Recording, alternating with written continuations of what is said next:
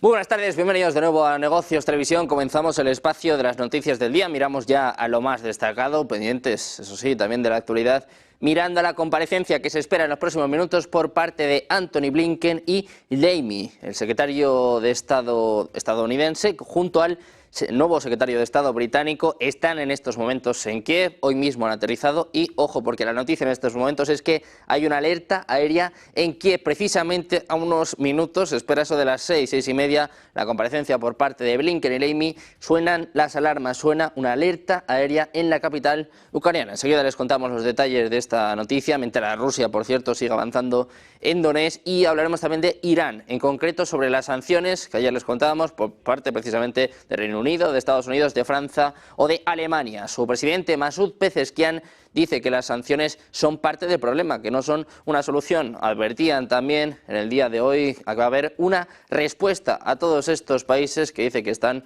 librando una especie de guerra psicológica y que, por cierto, sancionan a Irán, pero no sancionan a Israel, teniendo en cuenta lo que sigue sucediendo en el conflicto palestino. Vamos a hablar también de palabras de hace escasos minutos por parte del presidente ruso, Vladimir Putin, en medio de la tensión en Ucrania, en medio de la ofensiva ucraniana en Kursk, también de los avances rusos en Donetsk, también en medio de las especulaciones, las palabras de ayer de Joe Biden de que podrían aprobar inminentemente en las próximas horas el envío de armas de largo alcance a Ucrania para atacar a Rusia. Putin ha hablado, está golpeando a Occidente, dice que va a prohibir, está estudiando restringir las exportaciones de materias primas críticas. Habla, por ejemplo, del litio o del uranio. Enseguida les contamos y les mostramos las palabras del presidente ruso que advierte de esta forma a Occidente. También vamos a mirar al presidente ucraniano, un Volodymyr Zelensky, que ha sorprendido también en declaraciones en las últimas horas. Habla de que la victoria de Ucrania depende de Estados Unidos. Dice que tiene un plan de la victoria que quiere presentar a Trump, a Kamala Harris o también al propio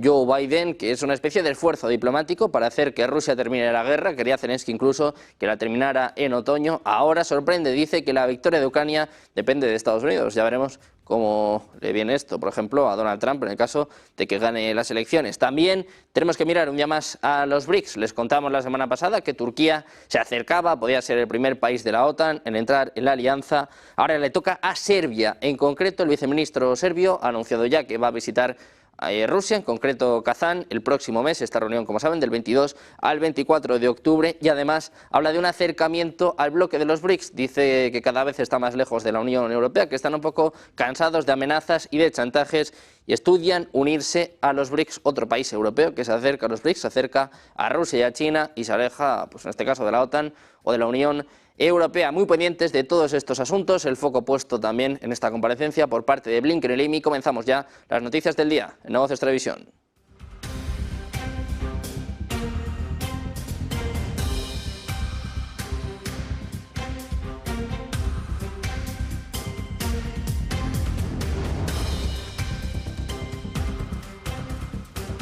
Como decimos, un espacio que va a estar marcado por las palabras en los próximos minutos por parte del secretario de Estado de Estados Unidos, Antony Blinken. El foco puesto en Ucrania. Ojo, alarmas aéreas están sonando este miércoles en Kiev y en otras regiones de Ucrania. Y las fuerzas aéreas del país han escrito en Telegram que existe una amenaza de misiles balísticos provenientes del norte. Las sirenas han sonado en medio de la visita del secretario de Estado de Estados Unidos, Antony Blinken, y el secretario de Relaciones Exteriores de Reino Unido, David Lammy, a la capital de Ucrania. Mientras tanto, Rusia continúa atacando a Ucrania. El Ministerio de Defensa ruso ha afirmado anteriormente que los soldados del país capturaron 3 ciudades en la región de Donetsk, en medio de avisos por parte de Estados Unidos y de Reino Unido, hablando sobre suministrar armas de largo alcance a Ucrania para atacar en lo más profundo de Rusia. Ojo, porque hay alerta aérea en estos momentos, a escasos minutos de la comparecencia de Antony Blinken.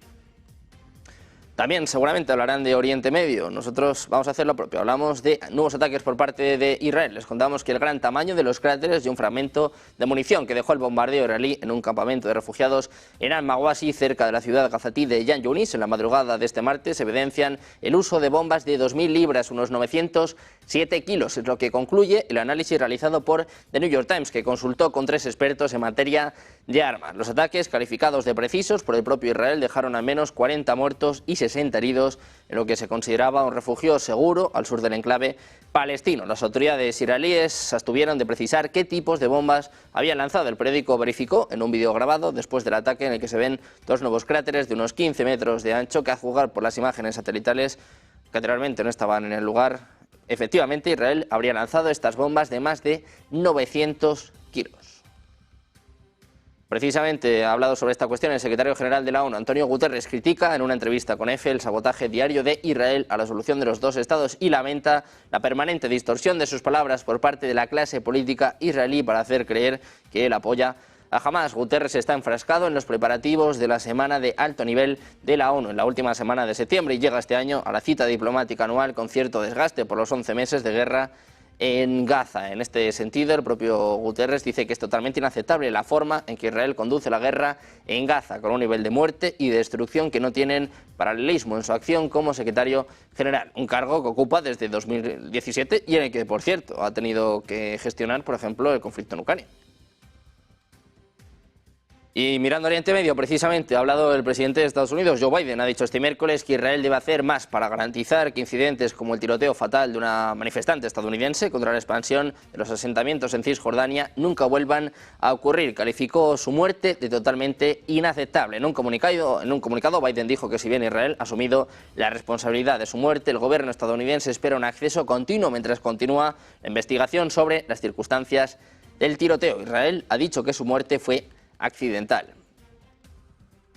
El ministro de Defensa israelí, Yoav Gallant, ha dicho que, dado que sus misiones en Gaza están casi completadas, el foco del ejército israelí se está trasladando ahora hacia la frontera con Líbano, donde hay un intercambio diario de fuego con el grupo de Hezbollah. Gallant ha trasladado a los reservistas durante un simulacro de combate en el Líbano que se acerca el fin de las misiones en el sur. El titular de Defensa ha pedido a las fuerzas que estén preparadas para entrar en combate en cuanto lleguen las órdenes de atacar. Y miramos también a Irán, y es que 2 cohetes de origen hasta ahora desconocido han impactado este martes por la noche cerca de un centro logístico usado por la Embajada de Estados Unidos en las inmediaciones del aeropuerto de Bagdad y otro en un edificio del ejército iraquí. Es lo que indicaban este miércoles 2 fuentes de seguridad horas antes de la llegada al país del presidente iraní Masoud Pezeshkian. Una fuente de alto rango del Ministerio de Interior iraquí señaló a EFE que desconocidos lanzaron a última hora de la noche del martes 2 cohetes Katyusha hacia las inmediaciones del aeropuerto internacional de Bagdad. Aseguró que uno de ellos cayó cerca de un centro logístico de la Embajada de Estados Unidos en las inmediaciones del aeropuerto, mientras que un segundo impactó sobre un edificio del Servicio de la Lucha Antiterrorista y causó daños materiales en el edificio. Y hablando de Irán, el ministro iraní de Exteriores, Abbas Araghchi, ha afirmado este miércoles que las sanciones son parte del problema y no la solución, después de que varios países occidentales impusieran nuevas sanciones contra el Estado persa por el suministro de misiles a Rusia. Decía literalmente, las sanciones no son la solución, sino parte del problema, es lo que apuntaba en un mensaje en X. El diplomático, negociador jefe iraní del acuerdo nuclear de 2015, acusó a Estados Unidos, Reino Unido, Alemania y Francia de actuar con mala inteligencia y una lógica errónea. Dice que los adictos a las sanciones deben preguntarse cómo es posible que Irán sea capaz de fabricar y supuestamente vender armas sofisticadas. Dice que Irán no ha suministrado más misiles balísticos a Rusia. Precisamente vamos a mirar también en los próximos minutos a lo más destacado de una de las noticias, uno de los puntos principales del día de hoy, este debate entre Donald Trump y Kamala Harris, las propuestas económicas, los ataques en materia geopolítica. Hacemos una pausa, 2 minutos y volvemos con las claves en Negocios Televisión.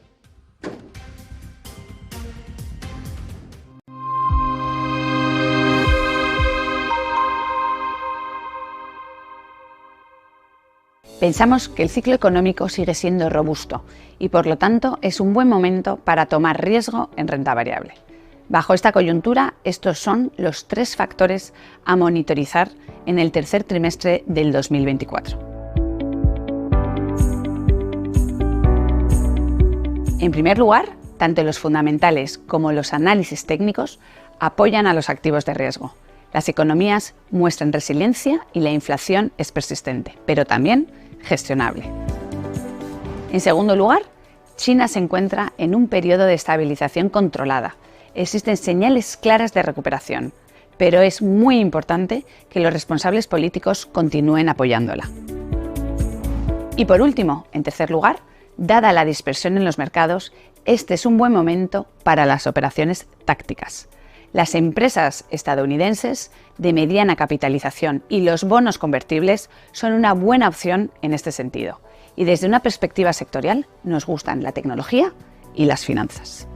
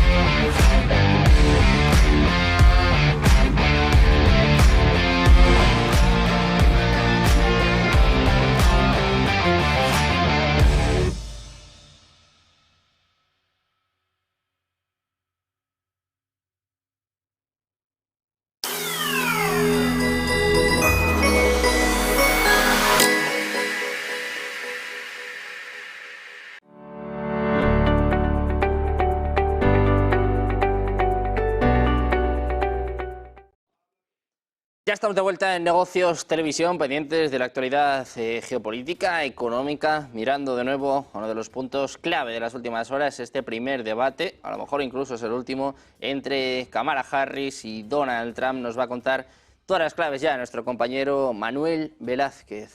Estábamos todos deseosos de este debate. Quiero saber un poco qué es la conclusión, qué conclusiones extraes y también si de verdad Kamala ha sido la ganadora, ¿no? Para muchos, al menos de momento, esto ha sido así. ¿Qué tal, Sergio? Muy buenas tardes. Pues en efecto, la mayoría de las encuestas, el postpartido ya sabes que es casi más importante que el partido en sí, sino las horas posteriores al debate, en la que de momento no es que haya unanimidad, pero sí que coinciden en dar como vencedora a Harris. Parece que se mostró más consistente, que pudo expresar algo más, solo algo más, sus ideas respecto a su candidato y a su rival republicano, y sobre todo se esforzó mucho más en tratar de mostrar, no tanto mostrarse como una alternativa, sino mostrar a su rival como una mala decisión para el conjunto del país. La economía, que era uno de los ejes centrales, uno de los aspectos con los que más se podían resolver estas elecciones y decidir el voto de los indecisos, al final se convirtió en un juego de acusaciones. Harris denunció que Donald Trump fue el presidente que creó menos empleo desde la gran recesión, años 30, y Trump, por su parte, afeaba a Harris que durante su mandato los precios han subido más que nunca, un acumulado en estos 4 años del 19,4%. Harris, más que defender que no aumentará los impuestos a las clases medias, acusó a Trump de favorecer a los multimillonarios, y Trump acusaba a Harris de comunista.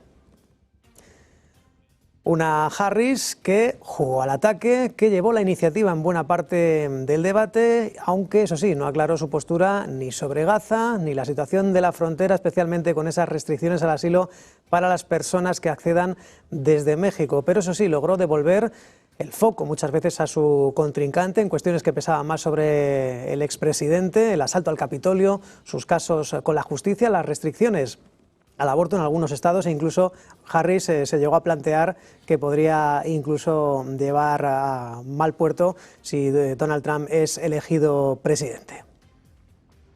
Y un Trump que comenzaba nervioso, aunque se fue templando, no fue tan incisivo como contra Biden, pero insistió en algunas acusaciones sin fundamento, impaciente en ocasiones, un Donald Trump que volvía a incidir en la idea de que con él no habría habido nunca una invasión rusa de Ucrania. Estaría en Moscú y no hubiese perdido a tanta gente. Y estaría, por favor, cállese. Estaría sentado en Moscú, pero él tiene algo que el resto no tenemos, tiene armas nucleares y nadie piensa al respecto. Y finalmente, quizá puede utilizarlas o no, quizás solo es una amenaza, pero las tiene. Un Donald Trump que incluso incidía en que Harris viajó como emisaria a Ucrania para evitar este conflicto y 3 días después estalló la guerra. Y réplica de la candidata demócrata que defendía la posición de Estados Unidos y Europa y advertía que Trump se habría dejado convencer por Vladimir Putin para una invasión de Ucrania. Hemos hecho para poder preservar la capacidad de Zelensky y los ucranianos para poder defenderse. Si no, Putin estaría echando un vistazo ahora al resto de Europa, especialmente a Polonia, y que rápidamente te dejarías conquistar por su amistad y lo dejarías hacer a su antojo bajo el nombre de una amistad. Y la gran pregunta, ¿quién ganó el debate? Lo cierto es que la CNN, ya saben, lo retransmitía la cadena ABC, pero CNN hizo una encuesta entre 600 asistentes como público para presentar este debate en el que de esos 600 encuestados un 63% le otorga la victoria a Kamala Harris en estos 90 minutos que duró el debate. La encuestadora Trafalgar ajusta más el resultado, 55 puntos para Harris, 42,5 para Donald Trump, en un sondeo, eso sí, con 2.200 votantes de los 7 estados más disputados. Un grupo de discusión del Washington Post en el que había 25 participantes, 23 de ellos consideran que Harris ganó el debate. Otras encuestas, como la de Insider Paper, aquí sí que apuestan por Donald Trump, ni más ni menos que el 78% de los encuestados se posicionaron a favor del candidato republicano. Y eso es lo más importante de un debate, recordemos. Inmediatamente después de concluir ese debate, 2 tweets muy importantes, uno de Taylor Swift posicionándose a favor de Kamala Harris, otro de Elon Musk reconociendo que Harris estuvo muy bien en el debate, pero que cree que lo más importante para el país es que salga Donald Trump elegido presidente. Y por cierto, hoy no hay actos de campaña, ya sabes, se celebra el aniversario por el 11S. 23 años del 11S, Elon Musk que decía que hay mucho trabajo por hacer y que piensa que Donald Trump lo va a hacer mejor, ¿no? Cada uno que saque sus conclusiones. Muchas gracias por este resumen. A ti, Sergio. Nosotros, más allá de Estados Unidos, más allá de este debate electoral que, como decimos, va a dar mucho que hablar seguramente en las próximas semanas, vamos a poner el foco en cómo concierne, cómo afecta esto al conflicto en Ucrania. En concreto, por cierto, a la espera en los próximos minutos de palabras por parte de Anthony Blinken, en medio precisamente de lo que les contábamos, de esta alerta aérea sobre la capital ucraniana. Miramos de nuevo a Elon Musk. Como bien estaba contando ahora Manuel, elogió la actuación de la candidata demócrata Kamala Harris en el debate presidencial de anoche, pero insistió en que todavía cree que Trump es una mejor opción para convertirse en el próximo presidente de Estados Unidos. Dice que es mejor para hacer las cosas, decía literalmente. Si bien no creo que los anfitriones del debate hayan sido justos con Trump, Kamala superó las expectativas de la mayoría de la gente esta noche. Dicho esto, cuando se trata de hacer las cosas, no solo de decir palabras bonitas, creo firmemente que Trump hará un trabajo mucho mejor. Después de todo, decía, si Kamala puede hacer grandes cosas, ¿por qué no lo ha hecho hasta ahora? Si Biden rara vez se presenta a trabajar. Y de Elon Musk pasamos a Joe Biden, precisamente, al presidente de Estados Unidos, que declaró este martes que su administración estaba trabajando en ello ahora, cuando se le preguntó si Estados Unidos levantaría las restricciones impuestas al uso de armas de largo alcance por parte de Ucrania en la guerra. Varias fuentes declararon a Reuters la semana pasada que Estados Unidos estaba cerca de llegar a un acuerdo para entregar a Ucrania dichas armas, pero que Kiev tendría que esperar varios meses mientras se resuelven cuestiones técnicas antes de cualquier envío. El secretario de Estado de Estados Unidos, Anthony Blinken, declaró que Irán había suministrado misiles balísticos a Rusia, en lo que calificó de escalada dramática. Por su parte, Zelensky ha estado pidiendo a los países occidentales que suministren misiles de mayor alcance y levanten las restricciones sobre su uso para atacar objetivos como aeródromos militares dentro de Rusia. Precisamente hay respuesta por parte de Rusia, dice que va a destruir cualquier nueva entrega de misiles ATACMS de largo alcance a Ucrania por parte de Estados Unidos. Es lo que declara hoy el viceministro ruso de Asuntos Exteriores, Sergei Ryabkov, según informaba la agencia estatal de noticias TASS y replicaba la agencia Reuters. Ryabkov ha dicho que una posible decisión estadounidense de permitir a Kiev atacar en el interior de Rusia con tales misiles estaba aumentando los peligros y riesgos.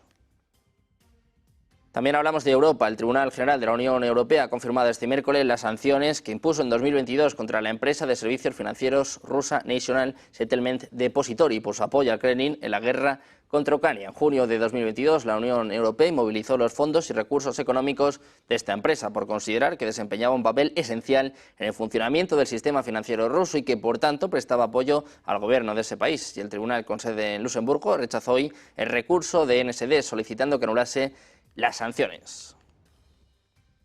Y precisamente mirando a Europa, ponemos el foco en estos momentos en Alemania. Dice su canciller, Olaf Scholz, que Rusia debería formar parte de una futura conferencia sobre el conflicto ucraniano. Es lo que declara este miércoles el canciller alemán. En una intervención en un debate del Parlamento Federal de Alemania, del Bundestag, Scholz ha defendido la necesidad de organizar una nueva cumbre de paz más amplia que cuente también con la participación de una delegación rusa. Decía Scholz, ahora es el momento en el que tenemos que explorar qué opciones surgen. Agregaba, eso sí, que Moscú debe sentarse a la mesa para discutir una solución al conflicto con Kiev. Dice que esa es la tarea que debemos afrontar ahora para averiguar qué está pasando. Por otro lado, Scholz reiteró que su país va a seguir proporcionando apoyo militar a Ucrania mientras sea necesario.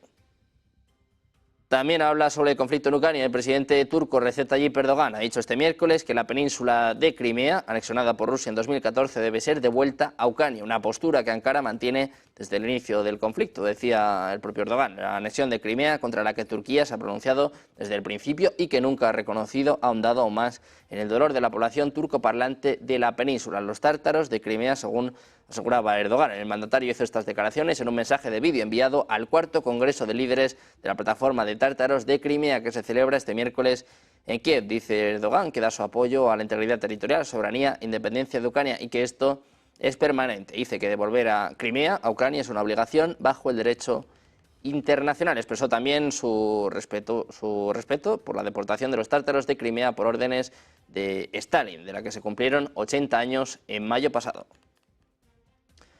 En Reino Unido, el gobierno británico ha anunciado este miércoles sanciones a 10 buques de la llamada flota en la sombra del presidente de Rusia, Vladimir Putin, que operan para transportar la mayor cantidad de petróleo posible las 24 horas al día. Según un comunicado divulgado hoy por el Ministerio de Exteriores, la medida supone la última ofensiva contra la fuente de ingresos que financia la maquinaria de guerra de Putin. La medida agrega, según agrega esta nota, apunta directamente a los buques de la flota en la sombra de Putin, usado por Rusia como un intento de socavar las sanciones de Reino Unido y del G7 y continuar con el comercio sin restricciones del petróleo ruso. Las exportaciones de Rusia, en concreto de petróleo, son la fuente de ingresos más importantes del Kremlin para financiar su guerra en Ucrania. A los barcos sancionados se les va a prohibir ingresar en los puertos británicos y se les va a negar el acceso al denominado registro de buques del Reino Unido.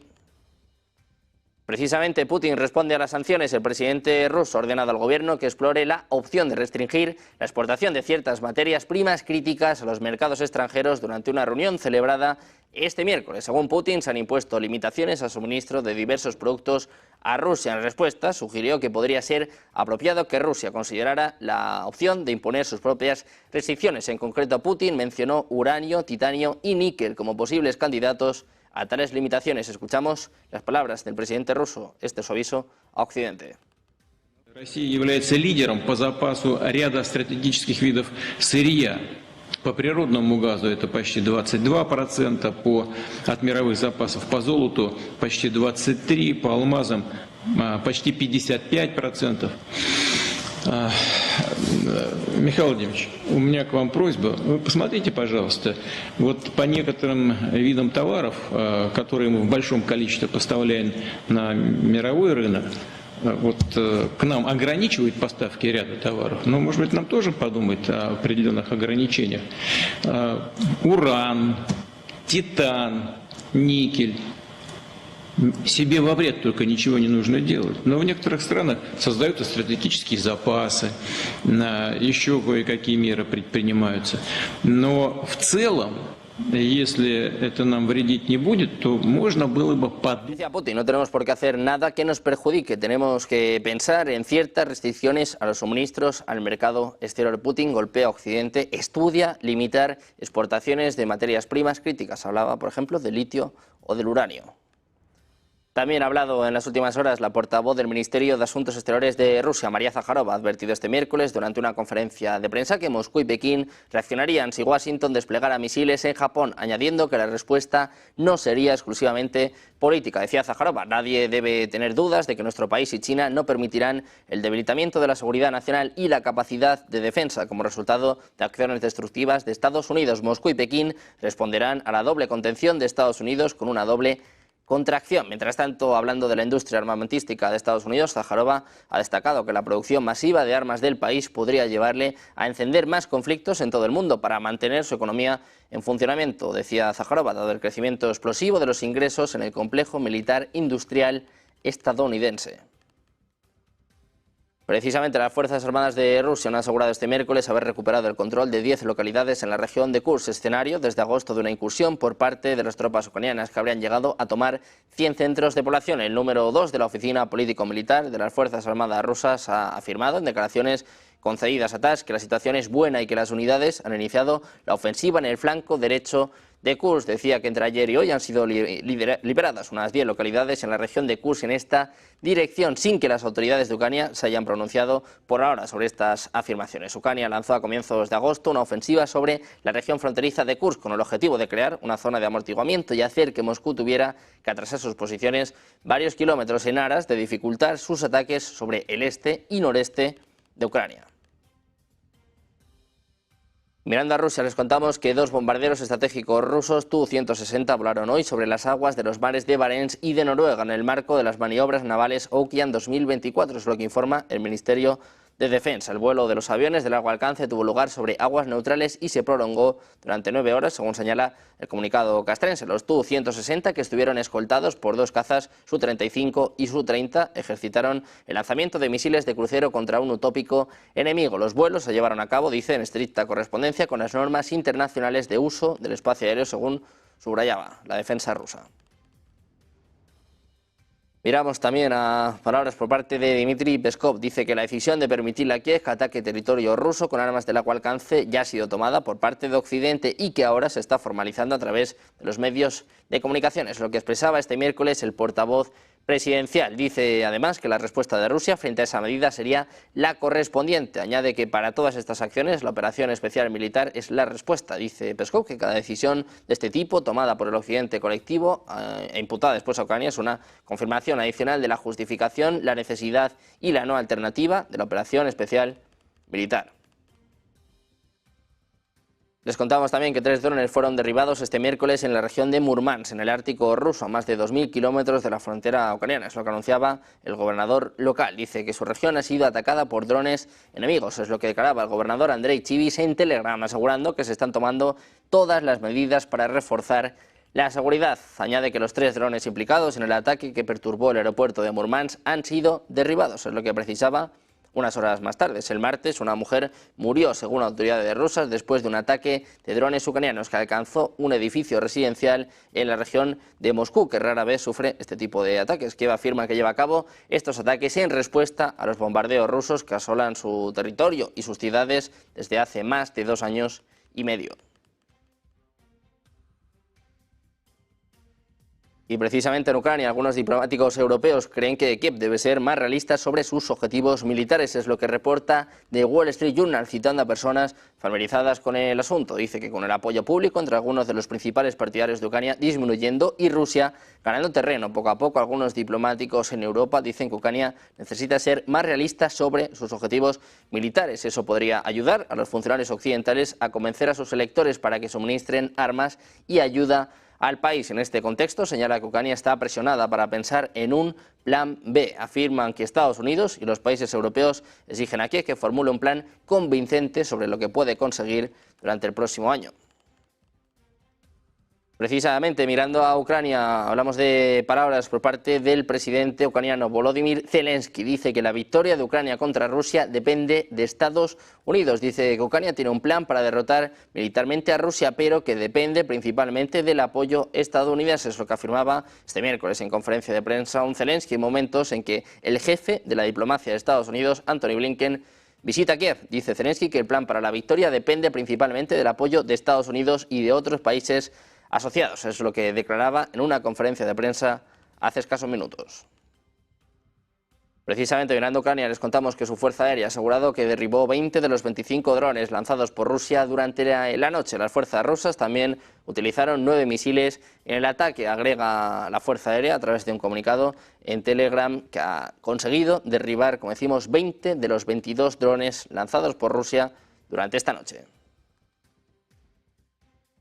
Pendientes también de México, de la nueva ley aprobada para el Ejecutivo de López Obrador, también mirando a los BRICS. Serbia hace lo propio, se acerca a los BRICS, se aleja de la Unión Europea. Una pausa, 2 minutos, y les contamos todo enseguida en Negocios Televisión.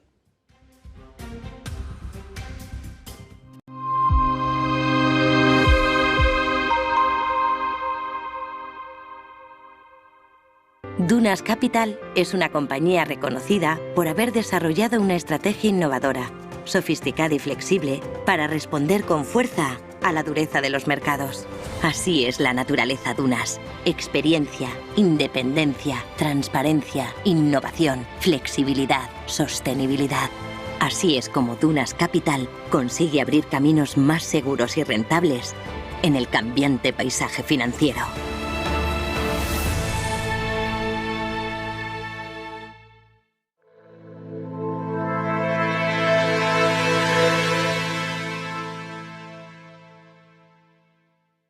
¿Cuántas veces has dicho, aquí hay más de lo que nos están diciendo? ¿Cuántas veces has visto que lo que te están poniendo como fotografía principal para mirar la actualidad está con tonitos oscuros en algún lado que no terminas de descifrar? ¿Cuántas veces miras alrededor y dices, aquí hay más información de la que de verdad nos están dando? Ese es el objetivo de lo que la economía esconde. Un libro para intentar ver todos los detalles, todos los matices, todos los colores. Todo lo que está oculto detrás de la fotografía, todo lo que nos dicen pero no nos están diciendo, y todo aquello que necesitas para tener una fotografía global de lo que de verdad quienes mandan están queriendo hacer, pero tú no tienes toda la información para ello.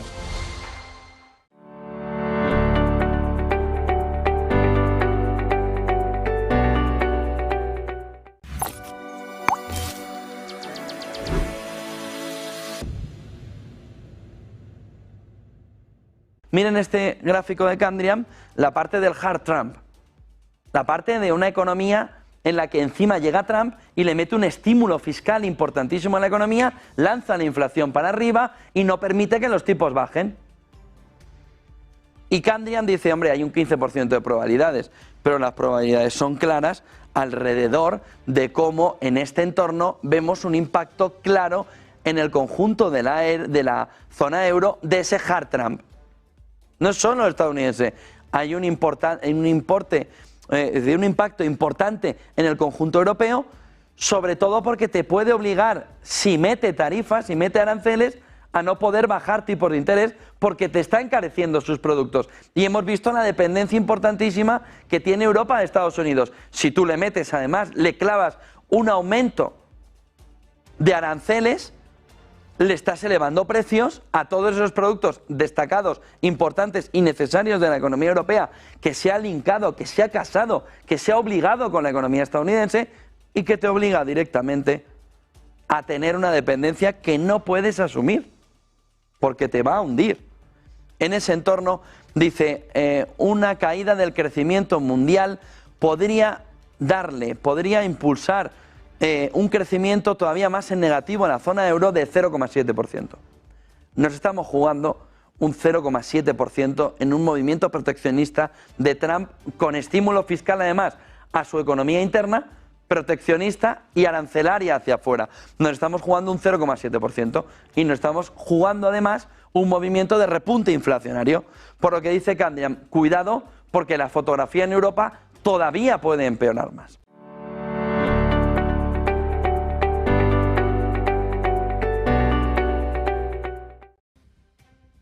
Ya estamos de vuelta en Negocios Televisión, pendientes ya de las palabras del secretario de Estado estadounidense, Antony Blinken, pero también antes miramos brevemente a los BRICS, miramos a Serbia, que se aleja de la Unión Europea, y además ha confirmado que el vicepresidente serbio Alexander Vulin tiene previsto asistir a la cumbre de los BRICS En Kazán, precisamente, que se celebra del 22 al 24 de octubre, es lo que ha revelado en una entrevista con RIA Novosti. Serbia, que lleva bastante tiempo luchando por unirse a la Unión Europea, puede reorientarse hacia los BRICS y Bruselas, dice, continúa amenazando y chantajeando a Belgrado. Esta es la declaración que hizo el viceprimer ministro de Serbia. Dice que Bruselas continúa chantajeando a Serbia para que se una a la Unión Europea, obligando a Belgrado a reconocer real y legalmente la independencia de Kosovo. Dice que al parecer sin esto los serbios no pueden unirse a una Europa democrática y libre, es lo que afirmaba recientemente Peter Stano, representante del Servicio de Política Exterior de la Unión Europea. Decía que Belgrado debe cumplir con todos los puntos del acuerdo sobre